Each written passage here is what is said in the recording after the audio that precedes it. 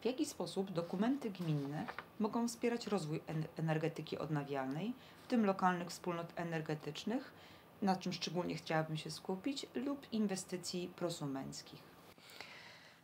Warto może jeszcze parę słów powiedzieć na początek o dokumentach, narzędziach, które są w rękach samorządów gminnych, a które w zasadzie z naszych obserwacji wynika, że nie są wykorzystywane w taki sposób, w jaki mogłyby.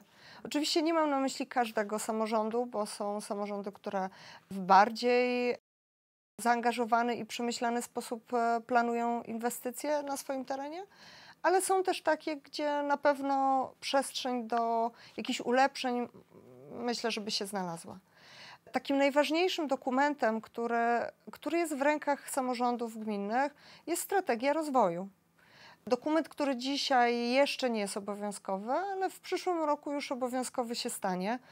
Każda gmina będzie musiała posiadać strategię rozwoju bądź być objęta strategią rozwoju ponadlokalnego.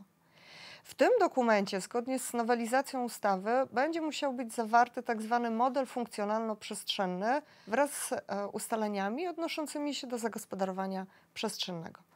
Model byłby świetnym miejscem, gdzie w ramach partycypacji społecznej, czyli rozmowy z mieszkańcami, z przedsiębiorcami, z organizacjami samorządowymi, z mieszkańcami, inwestorami, przedsiębiorcami, organizacjami pozarządowymi mogliby wspólnie wypracować kierunki rozwoju.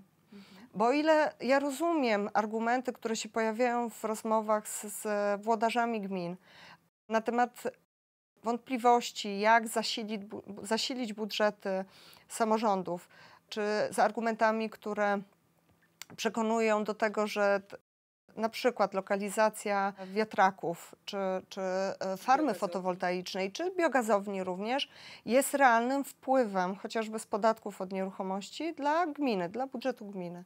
I trzeba poszukać, ale słuchając tego głosu mieszkańców, posłuchać, w jaki sposób rozwój gminy miałby się odbywać i przede wszystkim zapewnić wszystkim interesariuszom pewną przewidywalność. Bo to jest właśnie też rola planowania przestrzennego, czyli pewne ustalenie, w których miejscach widzimy rozwój energetyki.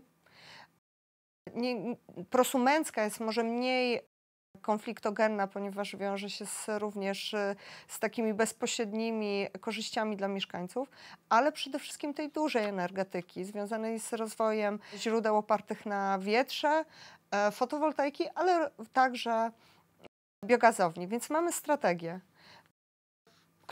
która powinna być punktem wyjścia.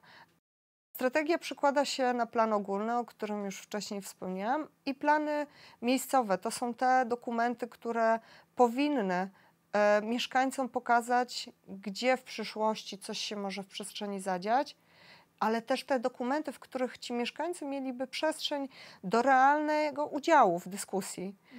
Bo też wiele głosów do nas trafia, z których wynika, że włodarze są tak przekonani do swoich racji, tak zdeterminowani, żeby tą energetykę wielkoskalową rozwijać na swoim terenie, że głos mieszkańców, którzy z trudem przyjmują takie inwestycje, są zupełnie ignorowane.